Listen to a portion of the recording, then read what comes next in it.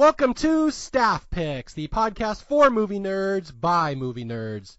As always, I'm Mario Lanza, and I'm your host on our journey through the movies out there that just need a little more love. Our movie today is an interesting one for this show because this is not a movie that I think is especially underrated. It's one that pretty much everyone who has seen likes and or loves this movie. But this one is kind of a special podcast. This one's really the first two-part podcast I have ever done, where in 2006 there were a couple of movies that came out about magicians. One was called The Prestige, one was called The Illusionist, and these movies will be forever linked, and it is really impossible to talk about one without talking about the other one because they're so similar and they came out at the exact same time. And so really, on today's episode, we'll be talking about The Prestige, which is my personal favorite of the two, and we'll be convincing you why Christopher Nolan's Prestige is the best magician movie ever made. And let's see, my guest today, I brought in a heavy hitter for this one. He's a 24-year-old Christopher Nolan enthusiast. He knows his movies very well, much better than I know him. I actually don't know Christopher Nolan all that well, so I will be deferring a lot of the podcast to my co-host here. But I would like to welcome him to the show. Welcome our Christopher Nolan expert, Bruce Ragas. Did I say that right? It doesn't really matter how you say it because it's kind of bastardized to Spanish, so Ragas, however you want to say it. All right, Bruce Ragas, who is, and I should point out right at the top of the show, one of my beloved patrons. Bruce is one of the people who pays me to do the show, and I'm so excited to have you on. So thank you to my all-time favorite patron, Bruce. Yes, thank you for having me. And this is kind of a litmus test to see if the patron experience is really worth it for me. Wow, so there's a lot of pressure. So I thought the pressure would be on you, but the pressure is actually on me that I have to make this fun for you. Yeah, you have to make this fun for me to continue to pay you every month. Wow. Oh, you just turned this podcast right on its head. All right, so Bruce, tell us a little about yourself, how you end up here, why you are the perfect person to talk about The Prestige.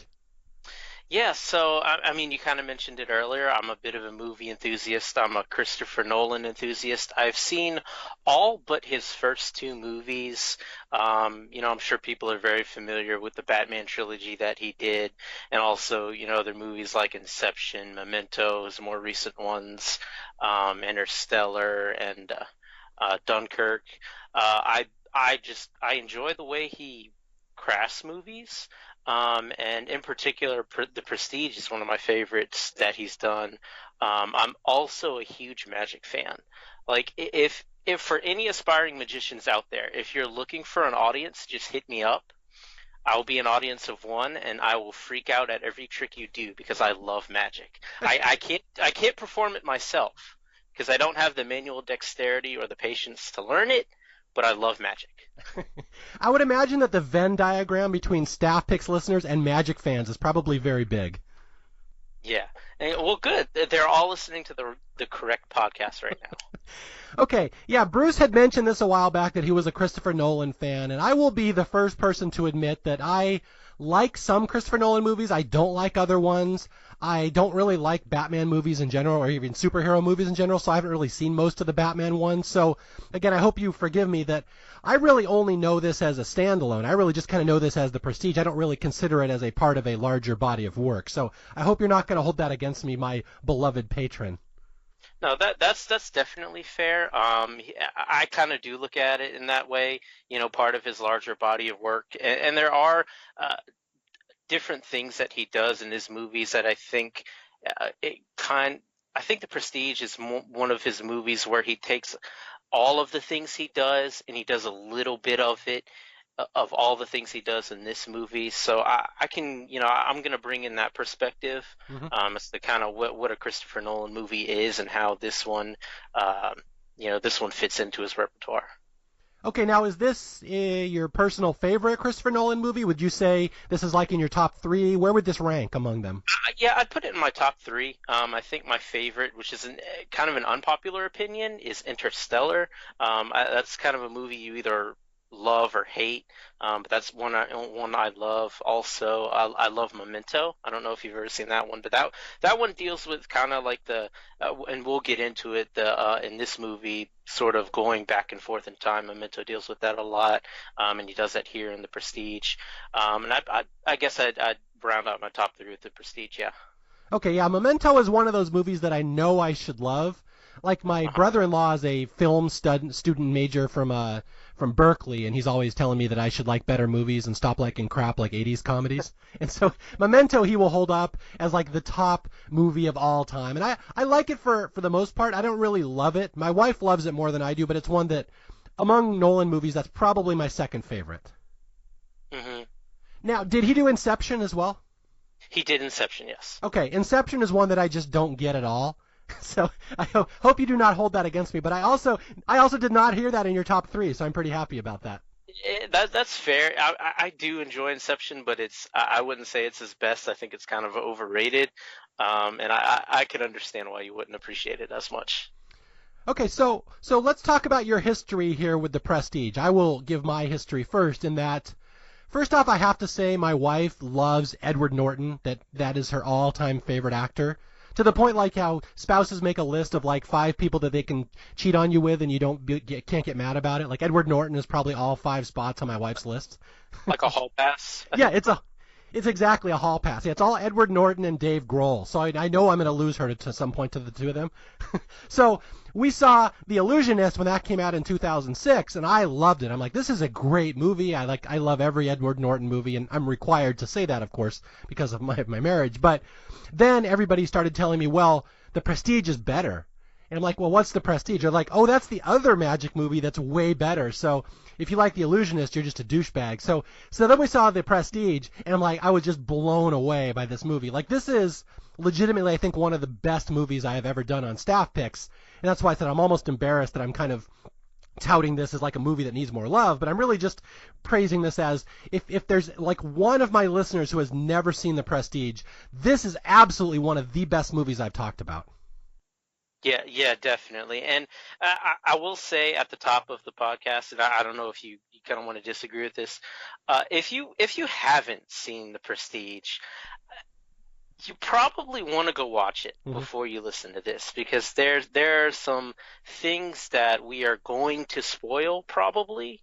And I hate to say don't listen to the podcast, listen to the podcast, but it's before you know anything about the movie, just watch the movie. Yeah, no, absolutely. I'm glad you brought that up because that's something I was going to say too. That this is a very twist-heavy movie. It really relies on you kind of not knowing what's happening, and so it'll be much more like meaningful to you if you discover the twists on your own. So I totally back up what Bruce says that if you are worried at all about being spoiled on a movie that's really good and dependent on spoilers, I would go watch this right now. And again, if you want to hear us talk about it, and we'll get to a point where we don't give away too many spoilers, and I'll just kind of lay down the line in the podcast when that happens. But yeah, this movie's kind of like The Village. How I did a podcast on that. It was very dicey how much we wanted to say and when during the episode.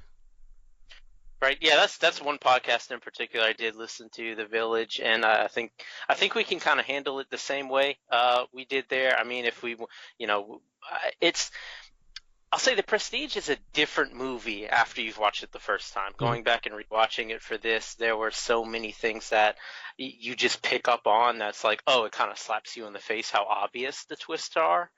Um, so, I mean, that's kind of the perspective that we're going to be looking at it as, is, how Christopher Nolan basically lays the groundwork to introduce these twists and introduce the characters and tell the story that we know, but to a first-time viewer, it's just going to be totally lost on them. Yeah. And to back up what you just said, this is one of those movies that I would say rewards you on repeat viewings about as much Yeah. as any movie I have ever seen. And like you said, like you can see it the third, fourth, fifth time, and you're still even picking up little clues that Nolan drops in the first 5 minutes of the movie that lay out the entire storyline. So yeah, just that's the one thing about this movie, that even if you know this movie and now you're listening to this podcast and you're saying, "Oh, I should watch that again." Hell yeah, you should watch it again. Like this is like the one that just rewards you. It's like it gets better on every viewing, which is incredible. Yeah, definitely. just from the opening shot, I would even say there you just pick up on things that you didn't realize the first time. Okay, now how did you first come across this movie? I think I had asked that earlier. Like, did you see it in the theater? Is this one that you saw right when it came out? How did you learn about The Prestige? And how did you learn about Christopher Nolan? Because you're only 24. You were just a teenager when this movie came out. Yeah, so I didn't actually see this movie in the theater. I didn't see a lot of movies in the theater when I was younger. My parents just weren't theater goers, I'd say. But they would rent a lot of movies. Like this was back in the waning blockbuster Hmm. days. And they would rent movies, and one of the movies they rented was The Prestige. So the first time I watched it, I was younger, and I watched it with my parents, and then I think I had already seen the Memento by then, and then of course the Batman movies came out, and so that kind of introduced my love for the Christopher Nolan movies and his filmmaking, and then I watched it, a few more times with friends. I'd say, hey, there's this cool movie about magicians called The Prestige, and I also did. Let me back up. I did see The Illusionist. I've seen it a grand total of one time, and I and it was after I had already seen The Prestige, and I was like, this movie is garbage compared to Prestige. So it's not. I'd say it's not a bad movie on its own merit, but The Prestige is just such a better movie in regards to storytelling and magic, in my opinion. The Illusionist it's an entertaining movie, but it's just not as good. So, would you go on record as saying that people who prefer The Illusionist are fools? Yes, I would. Okay. If you prefer The Illusionist, you are a damn fool. All right. Well, there's something I want to bring up. I'll bring it up towards the end. Remind me to bring this up. The argument how The Illusionist may be better than The Prestige. Roger Ebert brought it up, so we'll save that for the end. But okay. Well, you did say one thing I want to follow up on before we delve into the plot. You saw this movie very young. You were 14 when you saw it the first time. Did you like it right off the bat? Like, are you old enough at 14 to really admire or to really even appreciate what Christopher Nolan pulled off here? So I'll say I wasn't quite old enough to appreciate everything that he did there. I don't think it was until I was in college, maybe around 18, 19, that I could appreciate after seeing it again. And kind of like we talked about earlier, how when you go back and rewatch it, it's rewarding, the second and third time. So I appreciated it more on a rewatch. Not just because I was older, but because it was also a rewatch. But I did like it when I first saw it when I was a teenager. Okay, just wanted to check in on that. I wasn't sure about that. Yeah. All Yeah. right, so just to sum up, I'll do a real quick overview of what this movie's about, and then we'll walk through the plot beat by beat. And at this point, there's no spoilers. If you haven't seen this movie, we're not going to ruin it for you. But it's really the story of two magicians in, I kind of forget the era, right around the turn of the century, around 1900, 1898, somewhere in there. Yeah, I think it's the late 1890s. I know there's one scene in particular. It takes place 1899. Okay, yeah. So it's two magicians back in 1899, and just a very rough trade back then. These entertainers have to go on stage and make a living doing this stuff, and this was apparently a big deal. This is like based on reality. Magicians were like this, traveling around the country doing shows, and this is the story of two of them: the Great Danton. Did I pronounce that right? I'm afraid I'm going to screw that like your last name. I think they say Danton. I don't know. I can't even pronounce it myself, so don't worry. Okay, the Great Danton against was it Andrew Borden? Is that his first name? Alfred Borden. Alfred. I think Andrew Borden was Lizzie Borden's father, who she killed. I think I just got them mixed Oh, up. Yeah. well, it's not. I can guarantee it's not that person. Okay, yeah. So it's basically Hugh Jackman against Christian Bale. These two magicians, right around 1900, and they're basically in a contest of one-upsmanship, where they just hate each other, and they are competing. They're trying to be the top magician in town, and they just become obsessed with one another. And this whole movie is basically about how your quest for greatness, your quest to be number one, can lead to tragedy and downfalls. And it's just horrific how far they'll go just to best each other. Yeah, my elevator pitch for this movie is always it's two rival magicians, and the lengths they'll go to destroy each other and themselves. Yeah. Although, before we go into the plot, I should explain the title of the movie. You and I know this, but people who haven't watched the movie in a while or ever will not know this. The Prestige is an actual magician term, and this will come up over and over in the movie, and it's actually kind of neat because the screenplay is actually set up in 3 parts based on these 3 parts of a magic trick, and I'll just lay them out right here. At the start of every magic trick, there's a pledge where the magician shows you what he's going to do. He's going to promise to do a trick. And then the second part is called the turn, where he does the actual trick. And then the prestige is the part at the end, where whatever you made disappear, you make reappear. And that's basically the whole fundamental concept of this movie, is that it's awesome to make something disappear, to destroy something, but you must make it reappear at the end for the trick to be successful. And that's what the movie comes from. So basically, the prestige just refers to the trick being successful and the audience applauding at the end because you pulled off what you promised you were going to do. Right, and the way it's kind of introduced at the beginning of the movie, and this is kind of an illustration for someone who didn't quite catch that. When a magician goes up on stage, take for an example a vanishing act, the magician goes up on stage, they say, okay, I have this bird, and what I'm going to do is I'm going to make this bird disappear. That's the pledge. It's something very simple, something the audience can catch on to. And then the turn is making the bird disappear. But one of the main characters, Cutter, he says this: it's not enough to make it disappear. You have to make it reappear, and that's the prestige. That's kind of the trick that everyone's waiting for. Everyone wants to see. It's not enough for the trick to just have the pledge and the turn, because you can make something disappear. Well, they want to be wowed by the prestige. Yeah. And what's the example they use in the movie? Right at the start of the movie, we have Cutter, who is this called ingenieur. He's a person who designs magic tricks, and he's showing a magic trick to a little girl. What happens is he has a little cage. He's explaining. The start of the movie is all a narration from Michael Caine explaining how magic works, and he's showing this little girl this magic trick, and he says, "I have a bird in a cage. That's the pledge. I'm going to do something to this bird." And then all of a sudden he smashes the cage, and the bird is decimated inside and destroyed, and that's the turn, that he's destroyed the bird, and then at the end he has to produce the bird. Look, I didn't kill the bird. This is he's back, and that becomes the prestige. Just for an example to people who haven't seen this. Yeah. And that's actually it's so funny. Every time we mention something, it comes back to play later in the movies. So keep the image of a bird disappearing in a cage in your mind. Yeah. And I was thinking about this all day, how hard it is to explain. It's not hard to explain the plot of this movie as it is to explain the way it's presented in the audience, because like you said earlier, Christopher Nolan likes to jump back and forth between past, present, and future in the way he tells stories. So what happens at the start of the movie is literally the last scene of the movie, but you don't realize it yet. So it's just there's a lot of confusing stuff right at the beginning. The first 10 minutes of this movie, there's all this information being shown at you, all these images, all these characters, and you don't know what they mean until you watch this movie the second time. And you'll get that basically Christopher Nolan gives away the prestige at the start of the movie. Right.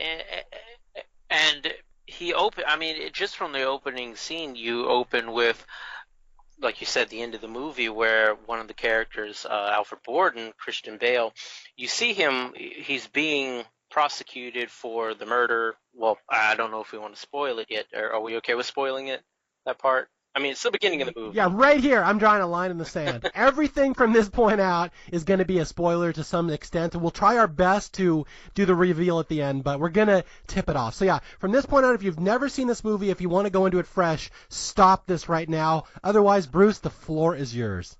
Okay, yeah, I was kind of hesitant as to how far I want to go, but now that I can explain it. So we open with the first scene of the movie where we see Hugh Jackman, Robert Angier, dropping into a tank, and then Alfred Borden stumbles a water tank, I should say, a tank of water where the lid locks, and then Alfred Borden stumbles upon the tank, and he watches Robert Angier drown right in front of him. Mm-hmm. Yeah. First scene of the movie, the murder. This entire movie is based around a murder that one magician killed the other one by dropping him into a water tank, locking him in there, and just watching him slowly drown in front of him, which is a horrific image. And then the whole movie is basically Borden's trial for why he killed this other magician. And we're just going to go, the Wayne's World, we're going to go back here. And now, it's like 10 minutes into the movie, now we start the official story. Right? But that's a fair way to say it?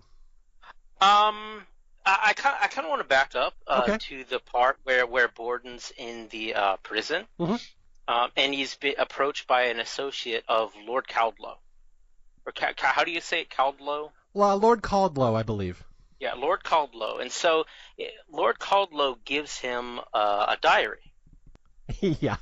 Yeah, this was going to be the complicated part of explaining this movie, because I know people have seen it if they're listening to the podcast at this point, but so much of this movie is told in journals. They've stolen each other's journals, and they're reading how each other did tricks, except there's certain parts of the journal where one's lying, and so you have, what is the word, a narrator that you can't believe, and like this. So it's all told in flashback and journals and truth versus lies. So you're not entirely sure what's going on until the very end. That's kind of the problem with explaining the storyline. Right, and yeah, it's even more so complicated by the fact that they both know that the other one is going to pick up or obtain the journal, and so the reason Borden gets the journal from Caldlow is that he's trying to prove his innocence. All right, so back up. Borden didn't actually kill Angier. Yes. Okay, let's make that clear. Borden didn't actually kill him. He just saw him drop into a tank and drown. So Borden is trying to prove his innocence throughout this movie, and he thinks he can do that by reading the journal that Angier left behind. So Caldlow gives Borden a copy of Angier's journal, and we see Borden start to read it, and then this is 10 minutes in. This is when we get to go back to sort of the beginning of the chronological beginning of the story. Okay, so it'll be easier from here on out. Just ignore everything we've set up to this point. There's a lot of flashbacks, and now we get the official start of the movie where we learn how this tragedy between these two magicians began. Yeah, so both magicians, Borden and Angier, were assistants to another magician. Basically what their role is to be audience plants for this stage magician. And, the magician would be like, okay, for this next trick, I need 2 volunteers from the audience. And he would pick them every time. And they would come up on stage and they would tie, Angier's wife up, what was her name? Jessica. They would tie her up, and she would be hoisted above the stage and then dropped into a tank. And the curtain would drop. She would have to escape in the allotted time, and then they would raise the curtain up, and she would be standing right there by the tank. Yeah, and what happens is you have these 2 stagehands. Again, there's Borden played by Christian Bale and Angier played by Hugh Jackman. And again, they're the plants. They set up Hugh Jackman's wife into the tank of water. But one of the magicians, Borden, Christian Bale, has delusions of greatness. He thinks he's better than this job he's doing as an assistant, and he's like, there's so many ways we can make this trick better. This is tired old hacky magic, and this will become the kind of the crux of the movie, that he wants to do better magic, and you have to just push the limits. And he's like, we should tie a more dangerous knot on Julia. That's her name, Julia. Well, let me stop you there. He's like that, but only sometimes. Yeah. Damn it, you're going to confuse me. Yes. For simplicity reasons, let's just say at this point that, Borden is the one who's going to push the limits, and he's like, we got to tie it. There's a different type of knot that if we tie, it's a better show. And then Cutter, the engineer, is like, well, you can't tie that knot on her. It's dangerous. And he's like, no, it's much better. She'll be able to escape. And it's this kind of this drama where Borden just thinks that he can do things better than the experts. And this will become a big deal later in the future. But first, we have to meet the Chinese magician. This becomes a very major plot in this movie, and you might not realize it until later. Yeah, so backstage, while Borden is saying, we need to use this new knot, Cutter, Michael Caine, Alfred, whatever you want to call him, he tasked both of the magicians to go observe this Chinese magician and tell me how he does this trick. And the trick is he just suddenly makes a goldfish in a bowl appear on stage. Mm-hmm. He takes this cloth, he hovers it over a stool, and then he just rips it off, and then there's a bowl sitting there with the goldfish in it. And so he tasked them to go find out how they do that, and the person who can figure it out gets like 10 minutes on stage. Yeah, okay. Yeah, and this is kind of neat. I'm not sure if everyone is aware of this. This guy, this Chinese magician who is like the greatest magician in the land. His name was, I think, Ching Ling Su or something like that, Chung Ling Su.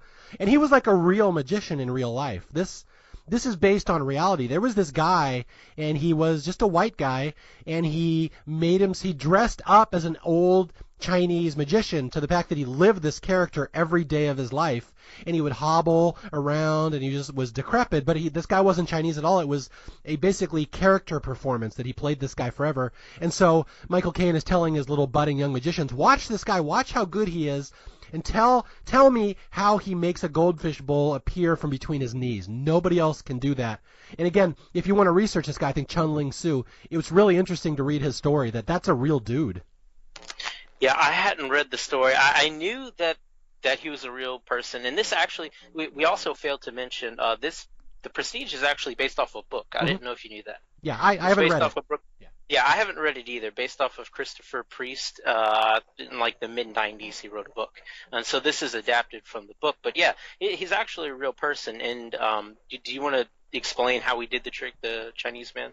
I'm not entirely sure how he did the trick. Yeah, you tell me. I'm excited to learn. So the way I think the movie explained it is that he's just really strong. At least that's kind of what they want you to believe, because he walks around like he's this old, decrepit, decaying man who, he's weak and frail, but he actually is strong enough to carry around this bowl. And, through sleight of hand, he's able to hide it until he brings it out on stage. Okay, yeah, and he just suddenly pulls it up and makes it appear on stage, and that's the magic of the trick. How did this old man produce this, 30-pound thing of goldfish with water that he doesn't even have the water rippling when it pops up on the table? Like, how did he do that? And, yeah, so what's interesting is they watch this guy after the show. They watch this old Chinese man hobbling out to his car. He's got a cane. He's got helpers. And Borden, this is, again, Christian Bale, who is clearly the best magician in this movie. He knows everything. He's like, this is the trick right here. See this old man walking outside? That's what makes him a great magician, because you see him outside the show being so weak, and you buy that he's weak on the stage as well. But he's like, this is the trick right here.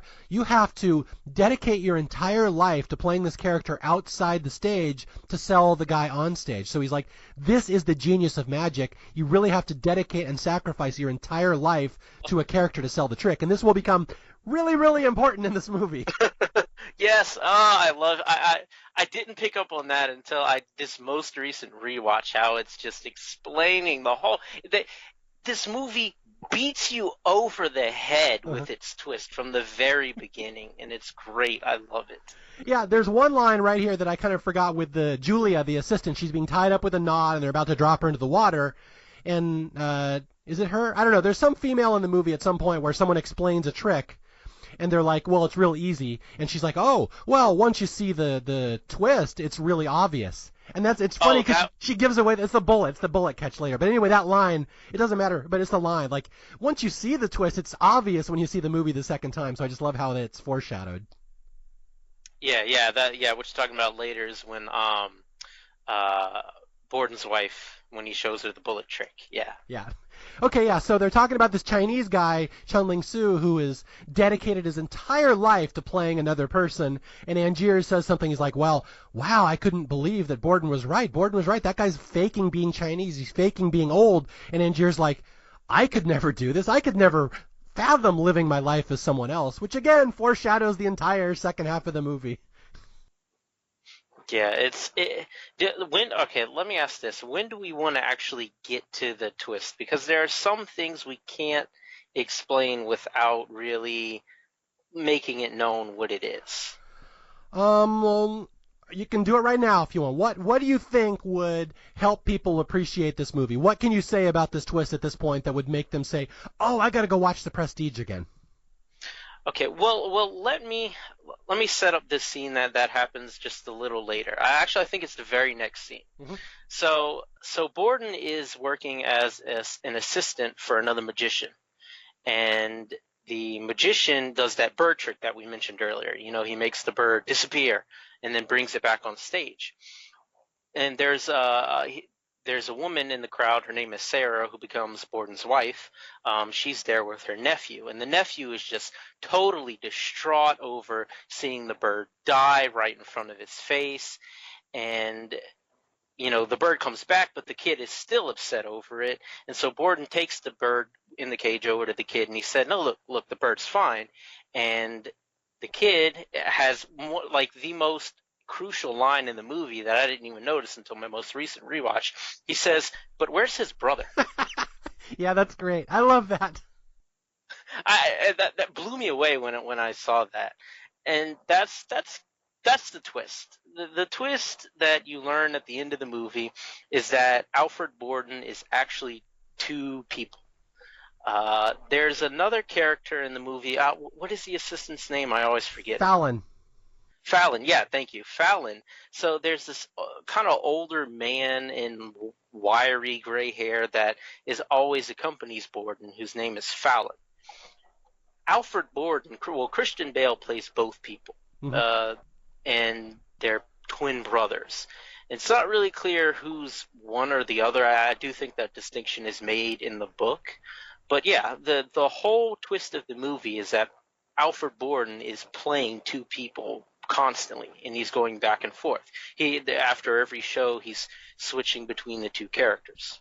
Yeah, that's the thing. When they're watching Chung Ling Soo at the start, and Borden's like, he's playing a character, he's playing a role. Borden is already doing that in his life. He has already set up a twin brother, and they are already planning this. So that's the reason he can identify Chung Ling Soo as doing that, because he's already doing that himself. Yeah, it's just amazing how I couldn't even fathom, just stepping outside of the movie, I couldn't fathom doing that myself. So that just goes to show you like the dedication that Borden brings to being a magician. And there's a very important trick. And actually from the beginning he says, there's a really good trick that I have. And he says the world's not ready for it yet. And the trick he's talking about is what we'll get to later, the transported man, which is the biggest trick in the movie. Yeah. Okay, there's one thing I want to say, since you mentioned that in that birdcage scene with the little boy, how they give away the twist of the movie when he says, "Oh, it's his brother." There's another way of looking at that scene as well that also gives away the plot of the movie. How there's kind of a running subplot in this movie that there's two ways to do the birdcage trick. Either you use a double and you have a brother, and the brother makes the prestige to the end and gets all the glory, or you can kill the bird and just get a new bird. Which, if you think about it, those are the two ways the transported man is done later in the movie. One of them has someone getting killed and you get a replacement, and the other one you have a twin. So they give away the plot there as well. Yeah, okay, one thing that's kind of bothered me with this movie, and we can get to it later too, but I just want to bring it up. Why didn't Angier just clone himself once and then do the trick from there on out instead of killing himself? I never thought of that. Like, it would have saved so much trouble if he would have just cloned himself once. Yeah, I didn't think it was possible to blow my mind anymore in this movie. You just blew my mind. Yeah, Angie, okay, we'll get to that. That's an excellent question. I have no answer to that. Exactly. I have puzzled over this question for years. So now you understand. All right. Well, just right now, you said you want to make sure this podcast is fun, so you know that your patron money has been worth it. I will say Bruce Ragas is the greatest guest I've ever had, because you just came up with a question I never would have thought of. Wow. I guess I think it's worth it just from that. There you go. That's what I'm hoping. It's good, because I had a couple more things I was going to dump on you later I don't have to do now. Okay. Okay. So anyway, now we get to the first death in this movie. There'll be a lot of deaths in this movie, and they're going to start one-upping each other's once this first scene happens. But basically, what happens is Christian Bale, is tying up Hugh Jackman's wife in this water trick where basically they jump her into a tank, and she has to untie herself in a minute and get out before she drowns. He puts the wrong knot on her. He puts a Langford double, the infamous Langford double knot, and she goes down. She can't get out, and there's a horrific scene where they pull up the curtain and she's drowning in this tank, and they try to get her out of there, and she basically dies staring into her husband's eyes. And what has happened is Christian Bale has inadvertently, he didn't mean to kill her, he just thought it was better to do the trick this way. He has inadvertently killed Hugh Jackman's wife, and a lot of S is going to go down from this point. Right, and so this is kind of why I wanted to mention the twist, ahead of time, because what happens after this is, we go back to where Borden's talking about using a better knot, and supposedly we think he uses the Langford double here, but Borden says he's not sure because Angier asks him at the funeral, well, which knot did you tie? And Borden says, well, I don't know which knot it is. And Angier, he's just flabbergasted. Like, how does this guy tie this knot and not know what knot he tied?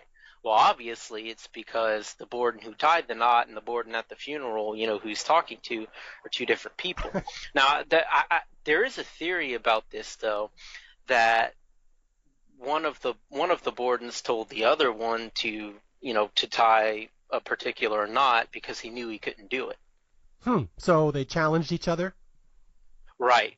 Essentially, yeah.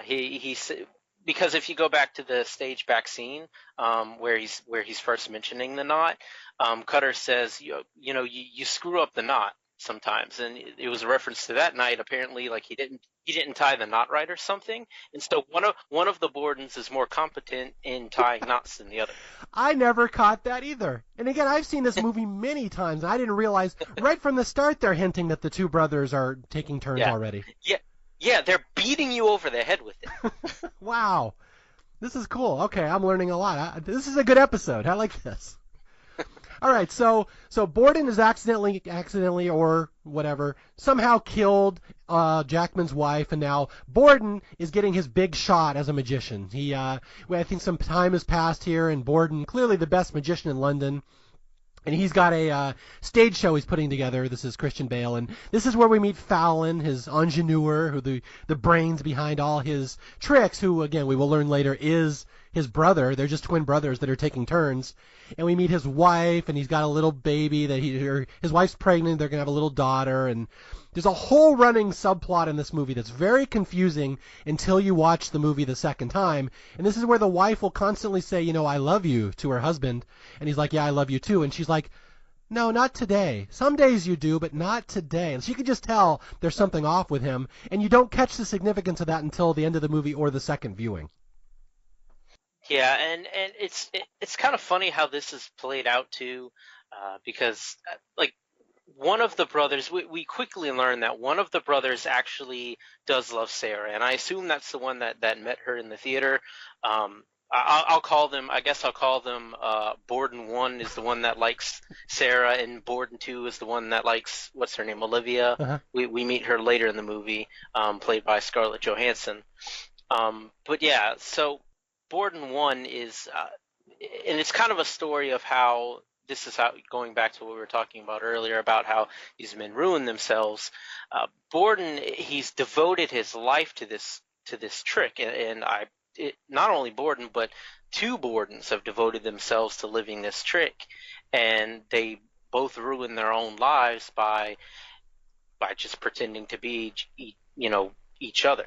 Yeah. Well, again, they'll sacrifice their love. That's the thing. Their whole career depends on them alternating who's with the wife on which night and like taking turns and knowing each other's stories. So they're going to sacrifice all their love, their kids, their family, everything because the trick has to be maintained at all times.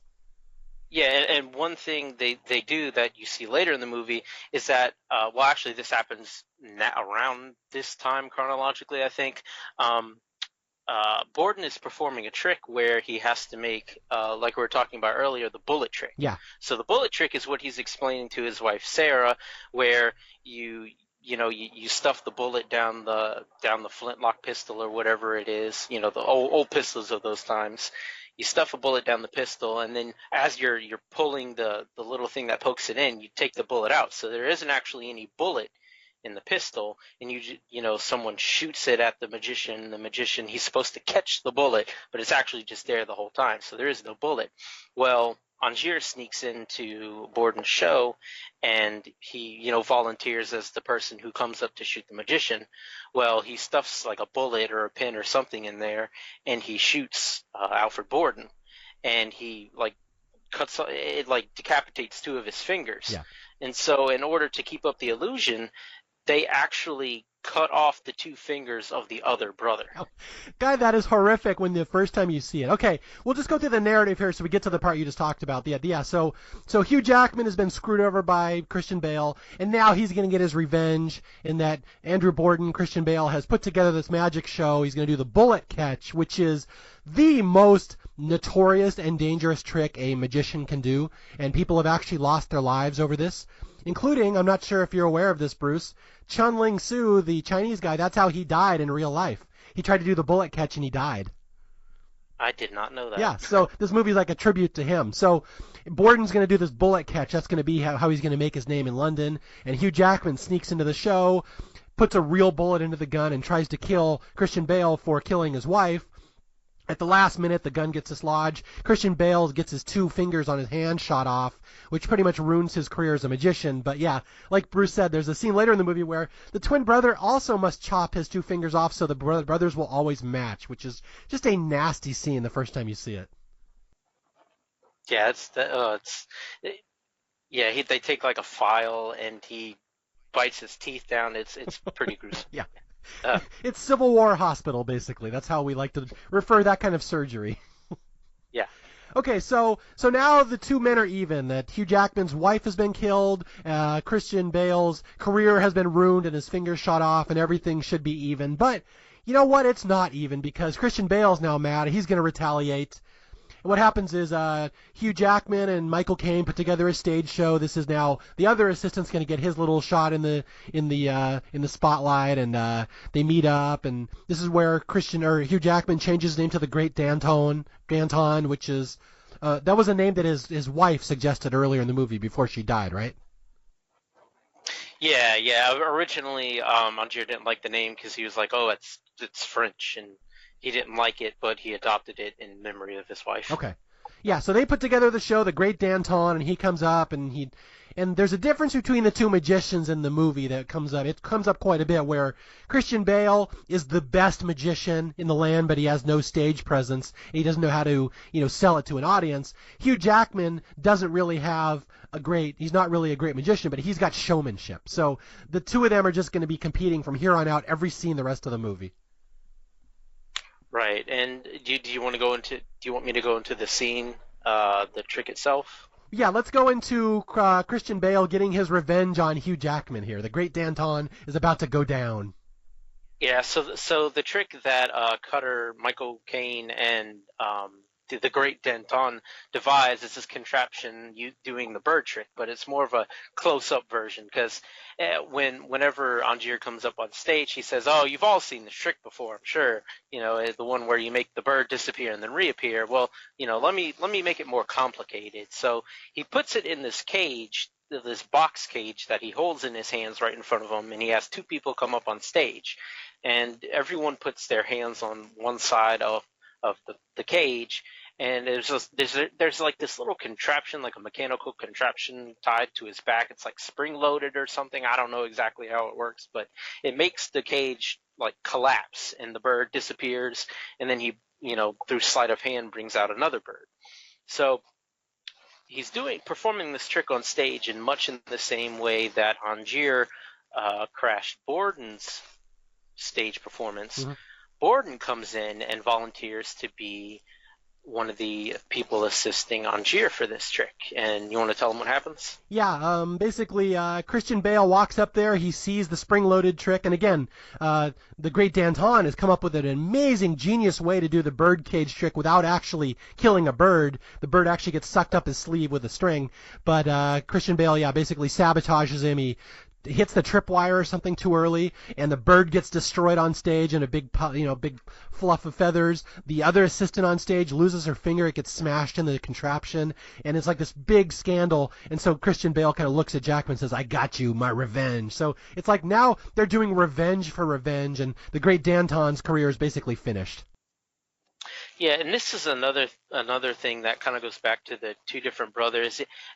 I kind of want to bring up they have very different personalities.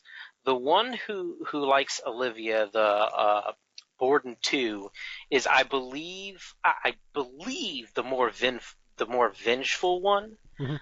And the Borden one who likes Sarah is he's just kind of in it because he likes magic. He's not really the emotional person. He just wants to be a good stage magician. But the other one wants to get his revenge. And I believe the one who got the revenge here is, of course, the one who likes Olivia. Okay, I get it. So, yeah, and Olivia is Scarlett Johansson. She's a magician's assistant. I'm trying to not complicate the plot too much. I'm not going to talk about her too much, other than she'll be ping-ponging between the magicians later. But, yeah, so at this point, it's been revenge on revenge on revenge, and everyone's career is ruined. And this is where Michael Caine kind of tells his liege, the great D'Antoni, he's like, well, we're kind of screwed now, but if you need some inspiration for a new trick, a new act, there's this technological expo down in the middle of town. You may want to go check it out. There's some interesting ideas there of new technologies, science things. Maybe you can find something that will inspire you to come up with a new trick. So go to this technical expo, and this is where we will meet one of the most significant, seldom seen figures in this movie, Nikola Tesla. Yep, the great actual Nikola Tesla, played by David Bowie. Yeah, the David Bowie. Yeah, David Bowie, famous singer, of course, very iconic singer in the 70s, mostly into the 80s, and apparently they wrote this role just for him, and Christopher Nolan basically said, nobody could play Nikola Tesla, the famous scientist, but you. It has to be someone eccentric and identifiable and just has charisma. I wrote this for you, and apparently David Bowie says, no, I'm not interested. And so Christopher Nolan flew to him personally, said, no one else can ever play this, please, please, please, please do it, and Bowie said, okay. So David Bowie now becomes the famous, misinterpreted scientist Nikola Tesla. Yeah, but he actually doesn't appear in this scene. He doesn't appear until quite some time later. Playing with time here, we go forward and backward, where we see what's going to happen. What the major part of the second half of this movie is Hugh Jackman, the great D'Antoni, is going to go to Nikola Tesla and say, I need you to invent this machine. I know this kind of machine exists, and basically, to spoil it, it's a machine where you can make a person disappear and make them reappear somewhere else, and I know you have the science to do this. And Tesla will eventually say, no, you don't want this. Yes, it is possible. You don't want that type of thing. You're playing God. It's a bad idea. You have obsession, and Angier is going to say, yeah, I need it though. I am obsessed. I know I am, but I want this. You need to make this for me. And that will be the crux of the second half of this movie. Basically the Jurassic Park thing. Just because you could doesn't mean you should. Right. And we actually kind of see Angier trying to find Tesla way in the beginning of the movie. I think it's like the third scene or something, but since we're jump cutting around in time, we don't actually see Tesla appear in the movie until later, but we see him trying to get to Tesla, and he meets the assistant Allie, played by Andy Serkis, telling him, no, Tesla doesn't want to meet you. You can hold up here, but Tesla doesn't want to meet you, earlier in the movie. And then we come here later in the movie, and this is where they see the expo where they see this big arcing electrical just sparks going everywhere, looking kind of dangerous. But you see both men, Angier and Borden, very interested in what's happening before them. Yeah, and again, this is all based on reality. This is, I think, I may screw this up. There's Thomas Edison versus Nikola Tesla, and this was all real. And one of them was like alternating current, and one was direct current. And I think Tesla was alternating current. Is that correct? Yeah, I believe that's correct. Okay, and in real life, the two men were fighting to see who would be the king of electricity in America, or the world, basically, and Edison ends up winning, so Tesla was kind of forgotten, but to this day, a lot of people think Tesla's electricity might have been better and more efficient, but man, is it a cool visual, because you see it at the expo here, and it's really just, an explosion of sparks and things shooting all over the place, and it's so cool looking. You can see why Angier and Borden in 1990 or 1900 would be fascinated by using this in their stage show. This is such an amazing spectacle, even if it doesn't do anything. Right, and this is kind of to go back again to the journal we were mentioning earlier. This is something that sticks with both of them apparently, because in his journal that it's the journal that Angier gets from Borden. Because late, I'm sorry, the chronology it's a little bit messed up, but through events, let's just say through events, Angier believes that the transported man trick is performed large in part because of the machine that you mentioned, Mario, a machine that Tesla made for Borden. Yeah, okay. I have to bring this up here. This is something I had brought up earlier, and I wanted to save it for later in the show. Why Roger Ebert thinks The Illusionist is better than The Prestige, and it's really this kind of storyline right here. I personally think The Prestige is a better movie. It's such a kick-ass twist, and it's told so well, and I love everything about it. But Roger Ebert was right when he pointed out that the movie cheats, in that the movie only works because they invent science fiction where you can make a person transport from one place to another. And that's Ebert's argument. He's like, the movie's good, but it depends on you buying into that technology would exist, and it didn't exist. So that's why he's like, The Illusionist may not be as good as movie, but The Illusionist plays fair. Everything that happens in The Illusionist could be a real magic trick, but The Prestige relies on this science fiction jump of Tesla killing you and making you appear somewhere else, which does not exist in the real world. So that is the argument right there, which is actually a fairly good argument, I have to say. Right, and that's okay. So one thing I personally don't like comparing the two movies, because part of my elevator pitch that I forgot to mention earlier is that I consider The Prestige to kind of be a science fiction movie, because it essentially is a sci-fi movie. The invention that Tesla does make, it doesn't actually transport someone. It's more so a cloning machine. Mm-hmm. And as we all know, cloning doesn't actually exist in the form that you can just zap a person in one place and then clone that person a few feet away. Yeah. With the same memories and essentially the same substance as a person. Yeah, and that is a very good point, and I think that is something. If you're going to take one thing, okay, if you're going to take two things from this podcast, those are the two that I think are the most important. One is that this movie is just killer. It's so well done and set up, and the twists and the storytelling is amazing, and it's one of the best movies I've ever seen. But, as Bruce said, this is actually a science fiction movie. And if you accept that, I think it's easier to deal with this plot line here that Tesla's invention is actually influencing the story, which I'm glad you brought that up because I hadn't really thought of that. Yeah, when you think of it as a sci-fi movie and you can suspend your disbelief, it's a much better movie in my opinion. Okay, so let's go into the second half of the movie. This is where it gets really interesting, where we learn of this trick called the transported man, which will become the greatest magician or the greatest magic trick in the land. And Borden will introduce it. Danton will eventually call it the new transported man. And then we're going to have the best transported man, or I don't know. There's all sorts of variants of it here. But okay, so this is the game changer. Borden is now going to reveal the trick that he's been practicing his entire life, and it's going to change London society. What is the trick, Bruce? So the trick is, as you said, the transported man. So what essentially happens is he has this rubber ball, and there are two doors on either side of the stage. They're, I want to say, about like 10, 20 feet apart from each other. They're far enough away to where there's no way that he could be the same person who walks in one side of the door and comes out the other side of the door. What happens is he stands in front of one of the doors, tosses a ball, bouncing across the stage, walks in the door behind him, and then comes out the other door and catches the ball.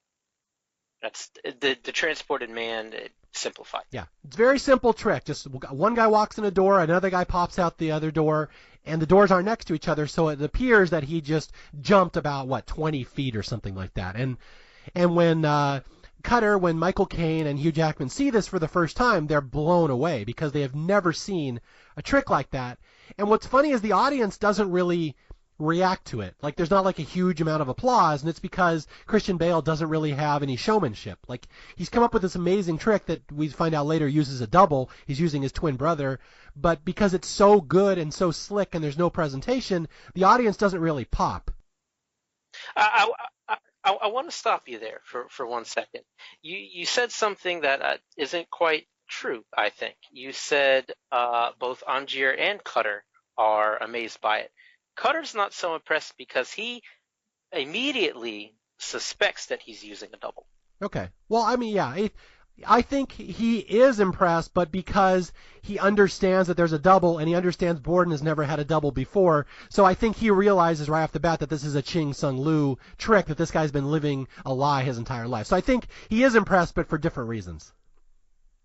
Okay, fair enough. Okay, yeah. So they've seen this trick and they're like, I've never seen a trick done like that before, and they go back and they're trying to figure out, Hugh Jackman and Michael Caine, how Borden did this. And Cutter, from the start, Michael Caine, the smartest guy in the movie, is saying, well, it's a double. He's got a double. And Jackman's like, no, there's no way. I know this guy. I've known this guy. I've worked with him. That's not a double. That's the same guy, or that's the same person that comes out on the other side. I can even see, and like they can see like he's missing fingers. They can see the 2 fingers that got chopped off. So like this becomes an argument that will go, I mean, right until the end of the movie. How did Borden do that trick? And even though Cutter explains it, Hugh Jackman just does not buy it. He thinks there's more to it. And I don't know if you noticed this, Mario, because you haven't mentioned it yet.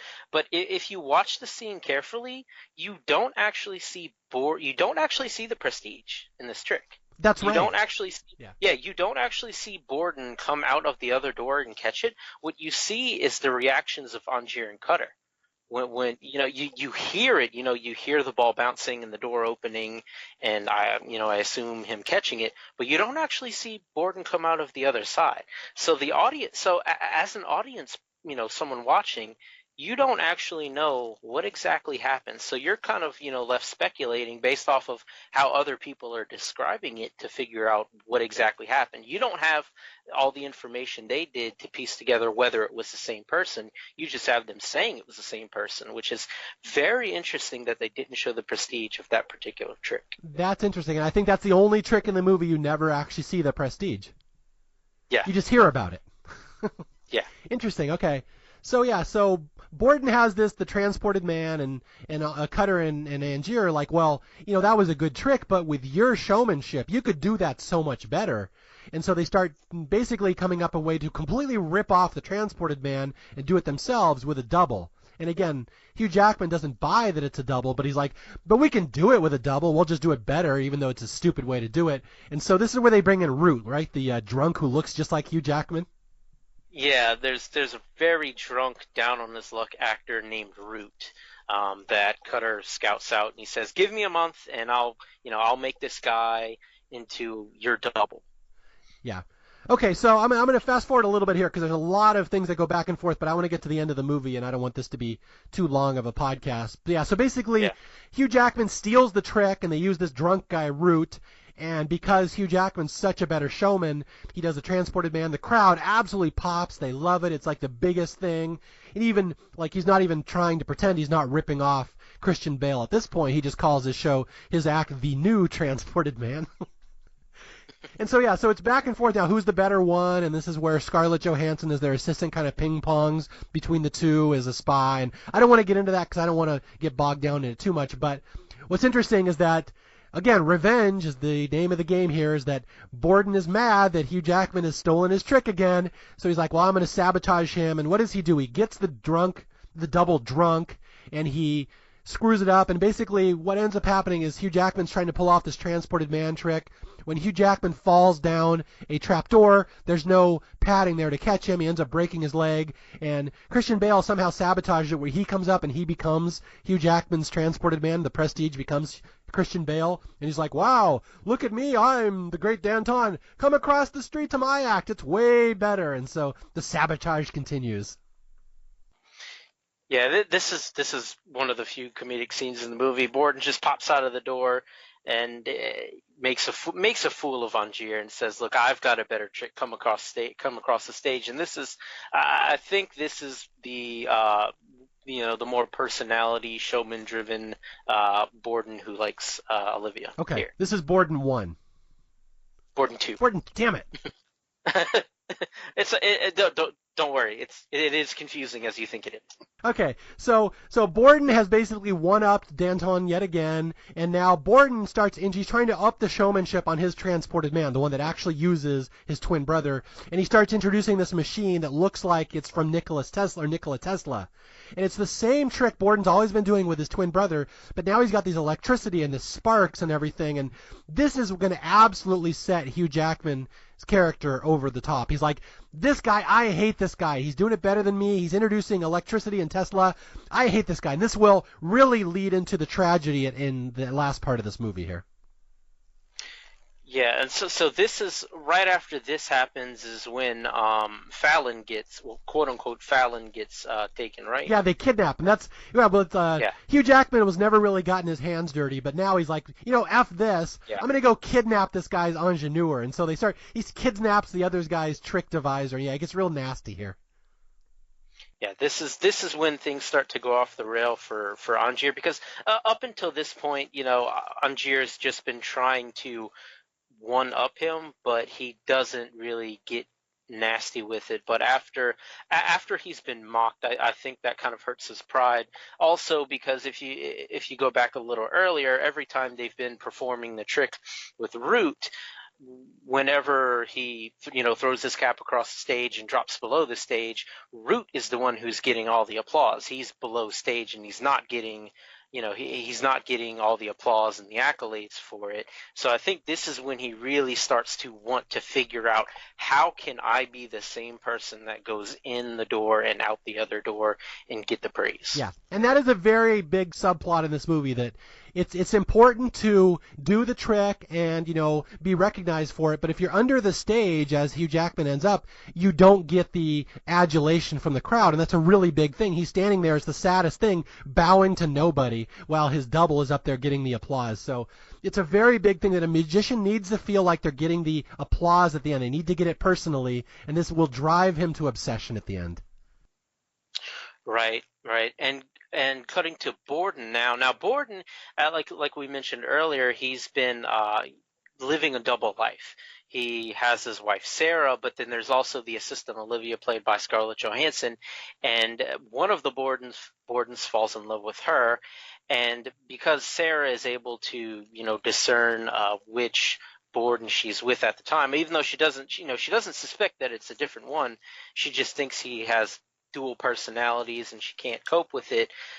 This ends, it drives her to hang herself. Yeah, just tragedy upon tragedy here. Everyone's going to be dying.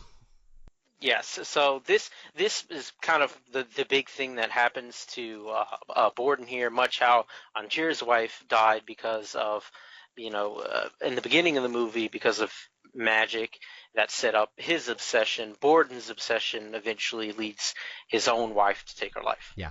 All right, so we've got a death.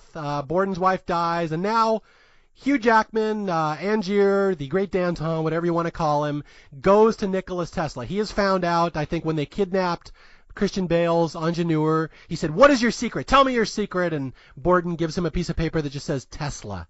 And so Angier goes to America. He's like, he finds Nikola Tesla, and he's like, basically, I know you made a machine. It makes this guy disappear. It makes him reappear somewhere else. I need you to make me the same machine. And Tesla, of course, has made nothing like this in the past. Tesla has no idea what he's talking about. But as a businessman, he's going to take his money. He's like, sure, I'll make you. I like that. Yeah, sure, why not? I'll just make you a transporting machine. Sure. And so it's this big, long section of the movie where Tesla's making this, and Angier's going slowly and slowly crazy. And finally, we see the tests, and we finally see that Tesla can indeed make this machine. That's the sci-fi part of the movie, where it actually will, basically zap you and make you reappear someone else. And there's a whole cool scene with all these, there's like 1,000 hats you see for all the times they've been testing it. Right, because at first it doesn't appear that the machine works, because it zaps it, and it's supposed to make someone disappear and reappear someone else. But what this machine actually does is it clones it, and it zaps it somewhere else. Yeah, and it's really interesting because you don't really catch the significance of the horrificness of this machine until maybe the second viewing of this movie, that it literally creates a clone. So every time Hugh Jackman will use it, it doesn't really, it's not so much that it makes him appear someone else, it creates a clone of him. So in theory, we could have 1,000 Great Dantons running around London. And so there's like, again, it's the Jurassic Park argument. Are you really sure you want to start playing God with this machine where you're creating clones of yourself? And it gets really horrific towards the end. And I think even Tesla tells him, he's like, I've invented this machine that will clone you. And here's my advice for you. He's like, obsession is a young man's game. Don't do this. He's like, here's my advice. Take this machine, drop it into the bottom of the deepest ocean. He's like, such a thing will only bring you misery. And the Great Danton's like, yeah, I don't think so. I'm going to use it. Yeah, he basically says, yeah, I didn't take your advice at all, Tesla. Yeah. And he starts using it. And it's really tragic what he ends up doing with it. And that's why I posed that question to you earlier. Why didn't he just make one clone of himself and keep using that same clone? No, what Angier actually does is he has a trap door beneath the invention. So there's, he walks up on the stage and he does the trick, and he zaps himself. And when he zaps himself is when the trapdoor activates. Now, the clone appears on the other side of the theater on the balcony, and the audience turns around after they see the man disappear, and then all of a sudden Angier's on the other side of the theater, and he's like, "Hi, I'm over here," and the audience claps.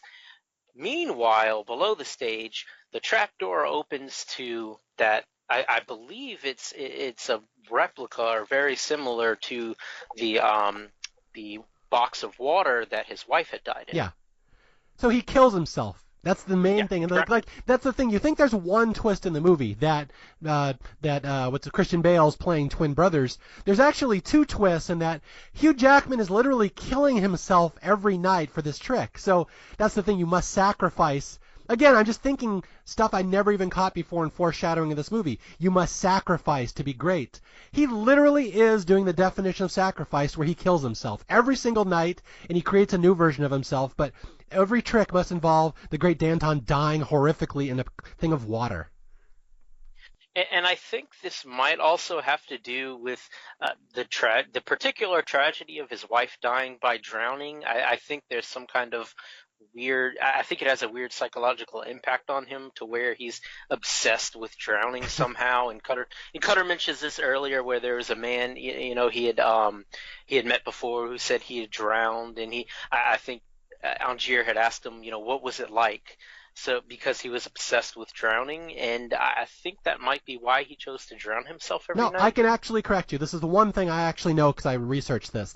Yeah, okay. Cutter says earlier in the movie that he knew a man who drowned and ended up coming back to life. And Hugh Jackman's like, what's it like to drown? And he says, it's like bliss. You're like lost in bliss. It's pleasure. And so I'm assuming Hugh Jackman thinks if I'm going to die every night, I'm going to die in a way that's nice. At least it's pleasurable to drown. And like the very last thing in the movie, Michael Caine says, "Oh, I lied. No, it's agony. It's the worst possible way to." So Hugh Jackman was kind of tricked into thinking this was the pleasant way to kill himself. Yeah, that makes sense. Thank you for correcting me. Okay, so there's a scene, we don't see it until the very end of the movie, but the first time the Great Danton uses this machine and it zaps him and all this Tesla electricity goes through his head, and then a clone of him pops up like literally 10 feet away. And you have to think they have the same memories, thoughts, they know who each other is, and this clone pops up, and he's like, oh my god, and there's two of me, and this is where Hugh Jackman realizes how horrific this machine is and how it can go wrong, and his first instinct is to shoot himself. So he pulls the gun and he kills the clone, and he realizes, every night I must kill this clone or it's going to, the jig's going to be up. People are going to know how this trick's done. So the trick only works if murder is involved, and that's why, to your point, why didn't he just make one and keep this guy in a cage or something? Yeah, I guess it's also because he, like he said earlier, he couldn't fathom living a double life, living the trick outside of just the theater. That probably, yeah, I think I just answered my own question. That's probably why he didn't do it. There we go. Because he just wasn't strong enough as a performer to do it. The whole podcast has been like therapy. We're like doing talking therapy, and we're coming to answers in our heads. So it's been worked out real well. I mean, it's one of those movies that you're always going to be discovering something new about, and so I guess just talking about it has led us to new conclusions about the movie. Yeah. Okay, so Danton now has the greatest trick in the land. He calls it the real transported man because it literally is. It uses science fiction, and he's cloning himself, and his clone is popping up, 50 feet away, and he goes on and does it, and it's like the most amazing trick ever, and he even sells it more by hiring these blind stagehands who every night wheel out these mystery boxes, which, as we find out later, that's the dead corpse of clone Danton. Every night he must dispose of it. Yeah, yeah. He just takes the boxes with the drowned corpse in them. Doesn't even like drain the water or anything. They're just floating dead corpses and transports them somewhere else and just stores them. That's the real transported man, when you wheel the corpse across town. Without anyone realizing that you're just wheeling corpses every night across town. Yeah. So if you look in the statistics of famous murderers in London around the 1890s, it's the Great Danton is number 1, and then Jack the Ripper is number 2. So that's how it goes. So Danton is the most prolific killer ever. Yes.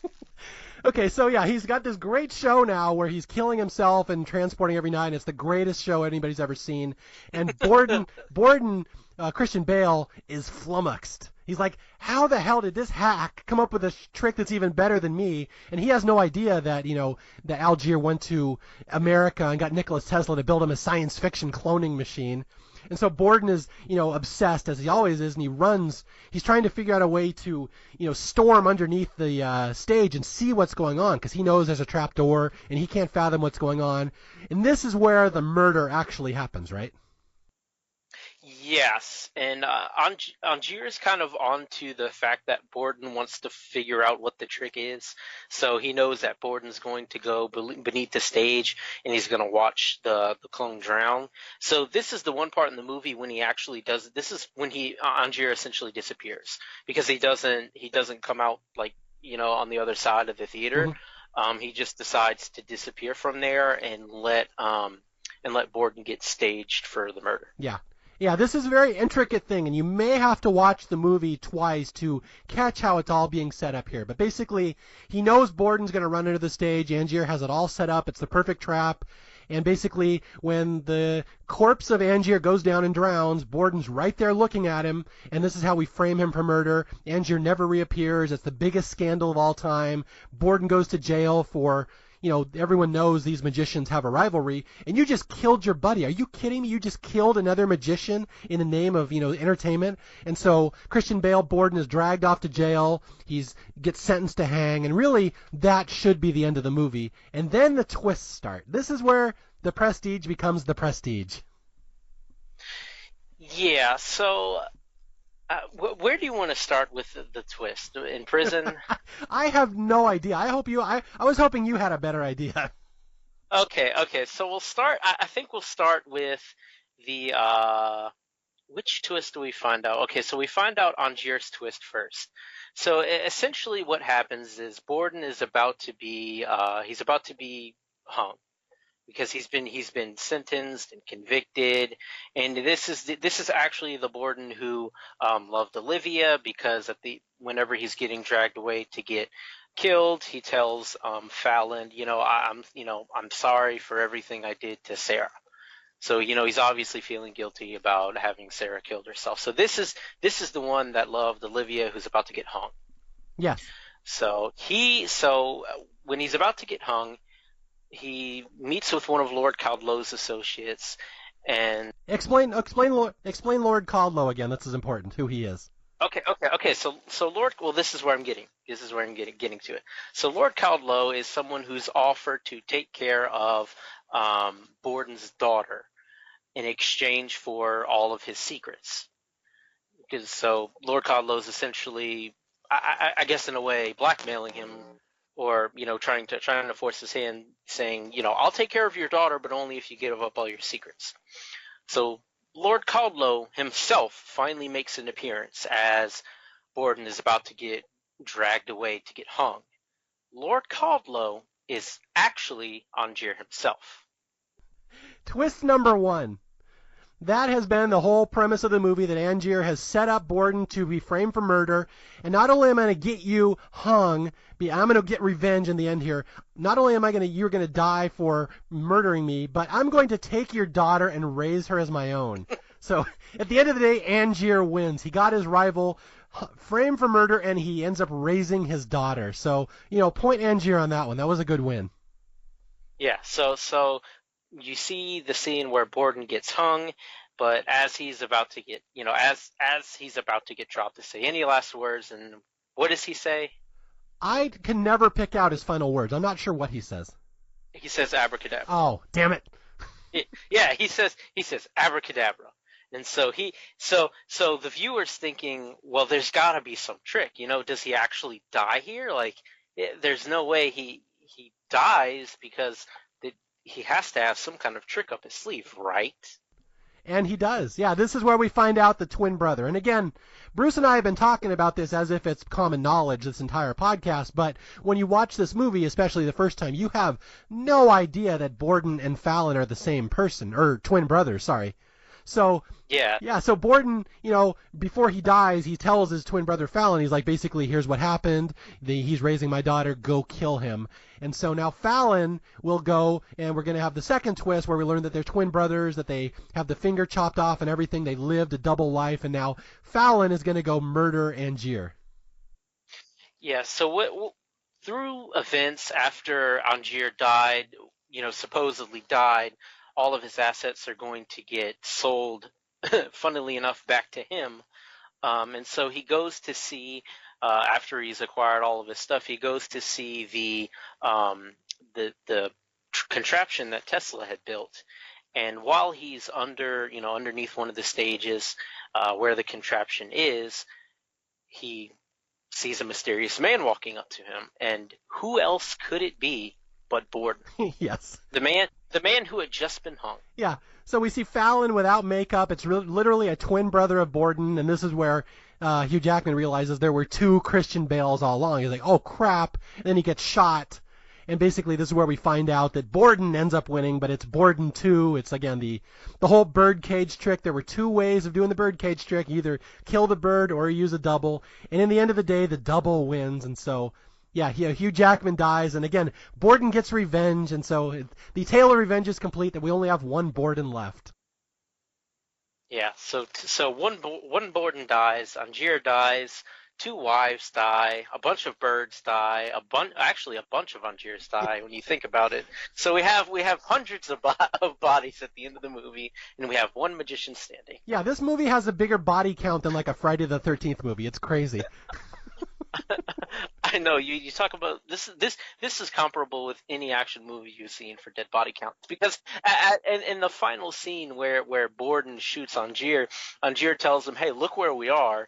And then after he kills him, he's walking away, and where the contraption is stored is literally this storage area where he stored all of the dead bodies. So you see all of these Angiers, just dead Angiers, just floating there. It's so morbid. When you drove up, did you see a sign on my lawn that said dead Angier storage? Sorry. There's just, the last scene of the movie is just, Borden wins, he gets his daughter back, and the twin brother again. It's this whole movie about sacrifice and revenge and death and just everything going wrong for everybody. But at the end of the day, we get a happy dad with his happy daughter, and everything's good. And Cutter, of course, was just disgusted by all this revenge, and he wanted nothing to do with it by the end. But as Bruce said, we pull back at the end of the movie, and we see a giant warehouse of just dead Hugh Jackmans floating in these little tanks. It's the creepiest thing. Yeah, it's I just can't even begin to fathom how the madness that just leads you to kill yourself and then transport your dead bodies across town every night. And I think in the movie they're talking about how he's contracted to do the performance 100 times. Mm-hmm. So there has to be dozens and dozens of bodies. It's insane how many times he kills himself. Yeah. What's funny is when the first time I saw this movie, everybody says, "Oh, it's got an amazing twist," And I got to the end here, and I'm like, oh, well, the twist is that Hugh Jackman killed himself every night. I didn't realize there were other twists. Like, I didn't even get the right twist. That's how many twists there are here. And it's just a crazy ending, and and then we cut right to black, and it says directed by Christopher Nolan, and you're like, what the hell movie did I just watch? And you have to go back and see it again. And the second time, I'm telling you, the second time is where this movie becomes special, because they spell out everything they're going to do. They lay out the prestige before you actually see it, and it's so well done. Right, and that's one of the things that I think really makes this movie good, is not just like the magic that happens and the story itself, but it's the fact that it's foreshadowed so much. Mm-hmm. A lot of movies, just movies in general, you can watch it once and you appreciate it for what it is, and you can go back and watch it and appreciate it for essentially the same reasons. But The Prestige is special, in my opinion, because you can go back and have a different kind of appreciation. You can appreciate it in a different way that you did before the first time you saw it. Yeah, it's just one of those that just the repeat viewings. And although this movie does answer the all-important question. You know what that question is? What's that? Could Batman beat Wolverine in a fight? And the answer, we learned that Batman does beat Wolverine, but only if Batman has a twin. You have to have two Batmans to beat Wolverine. And you need 100 Wolverines, apparently. Yeah, so 100 Wolverines versus two Batmans, and one of the two Batmans wins. At the end of the day, it's a battle royal, and Batman number 2 is left standing. So there you go. Yeah, now The Prestige is one of those movies that I would say, like, the story of the movie is interesting enough, like just magicians just being pissed and trying to one-up each other. But like you said, the storytelling and the way it's presented is what really makes this movie special. And it's why you may have heard us kind of struggling to explain the plot without making it too complicated. And that's because the movie is told out of order. It's very artsy. I wouldn't say it's an arty movie, but it's just very complicated. The Christopher Nolan has taken like the most difficult way to tell the story, but also the most rewarding if you pay attention and you watch it multiple times. And I think, if I recall, the first line of the movie and the last line of the movie are the exact same, and it's Michael Caine saying, what is he saying? He says, "Are you watching closely?" Yeah, he says it's something along the lines of, there's a trick going on, and are you watching closely enough to get it? You want to see something, but you don't see it. There's not too much more I can say about it. I think we've kind of, spilled praise on it enough, but it's just one of those things like when we're doing The Prestige versus The Illusionist, I said, I know you don't like comparing the two, but I'm very excited to know that we started off with The Prestige, which I think is the better movie, but now I'm going to have a really hard sell in part 2, trying to convince everyone that The Illusionist is better. So we've made the challenge for me infinitely more difficult. Well, I'm certainly glad we have. So is there anything else you want to say about this, or anything, last thoughts about The Prestige, thoughts that came to your mind as we were doing this podcast before we kind of sign off here? Yeah, so I kind of want to bring it back to it being a Christopher Nolan movie. I think this is what I was talking about earlier, this being sort of an amalgamation of all of the things Christopher Nolan does. I mean, he has romance in here, cutting from telling a story out of order like he does in Memento. It's very fast paced. There isn't any time for you to take a breath, because you have to be paying attention to what's going on, or else you're going to be totally lost. Like, this is not this. I will say, if you're going to watch this movie and you haven't watched it before, and for whatever reason you didn't turn off the podcast and you listened to the whole thing, and now you're spoiled on the movie, but you're going to go watch the movie anyway, this is not a movie where you can just walk away and use the bathroom. Yeah. While the movie's playing, or get popcorn. You have to sit there and watch the movie. And watch it in one setting too. It's not one you want to start one night and finish the next night. No, definitely. Yeah, that's why I said, just play the movie, set aside a couple hours in the dark. You can watch it, on your own time, but watch it in one sitting. Yeah. Although, again, that does bring up the other thing you said. Someone may have listened to this whole podcast and hadn't seen the movie, and now they're like, well, it's spoiled. I don't need to see it. That is not the correct mindset with The Prestige. Even if you're spoiled, even if you know what's coming, and again, I've seen this movie probably 10 times now, you still get things out of it on new viewings. Like, you'll appreciate the artistry, and it's one of those things with Survivor seasons. I don't know. I try not to talk about Survivor, the TV show, too much on here, but Survivor, I've always argued, is better when you know the ending, because you get to see why the editors are setting it up. You get to see the artistry of what they do, how they get you to that point, and it's really neat. So it's almost better in a way if you know the ending of The Prestige, because you can just admire how good Christopher Nolan is at bringing you there. Right, and I want to bring up a particular Survivor season that I know you're trying to be an apologist of, and I hope you're glad to learn I am a fan of it as well. Worlds Apart. It's a movie that the journey is better than the destination. Yeah, It's one of those things where you enjoy it for, not where you end up, but you enjoy the artistry and the storytelling of it and how it's told to you and the different pieces of the movie. And there's, even in this podcast, there's so much we left out. We left out subplots, different characters, different events that happens. And it's a movie you enjoy watching because it's a movie. Again, I just want to say thank you for coming on, and I'm really glad that I had a Christopher Nolan fan, and I'm very excited I had someone who could really lay out the plot of this movie, because this is one of the most difficult episodes I think I've done on Staff Picks, just because it's not like we're talking about a comedy or a horror movie. This is, timelines within timelines. It's like very complicated. So I really just hope we did justice, and I think we did it. I think you did a great job. I really hope I was your equal, that I could kind of match you on this one, because this seemed like you know this movie a little better than I do. So I just want to thank you for coming on and helping me. Well, thank you very much for having me, Mario. I had a great time, and I think you've earned your patron money. Yes, I'm so excited. Bruce is going to continue, and I am just going to lay this out again. Again, I have a Patreon page, patreon.com/Mario Lanza, where that's the only way that I can support this podcast and keep these, pay the web hosting costs and keep all these episodes, both for my Survivor website, my Survivor podcast, and for Staff Picks. So if you want to be a patron, please do. And anybody on the $5 and above patron tier automatically means you get to be on an episode with me, and that's how I met Bruce. I would not have known you otherwise. So I'm very excited. We got thrown together here, and we got to lay out the great murder rampage of the great Danton. Yes, I'm glad that fortune has thrown us together. I hope everyone's enjoyed listening to this.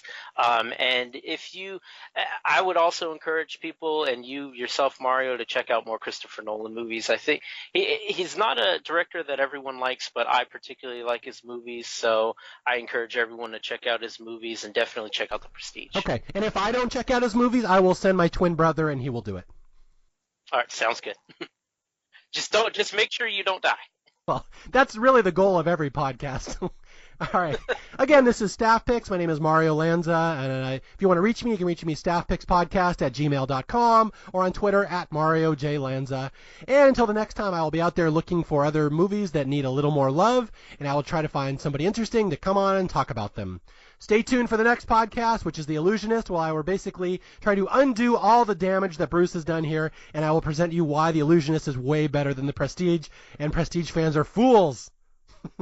Anyway, I'll talk to you guys later. Thanks for listening. Goodbye.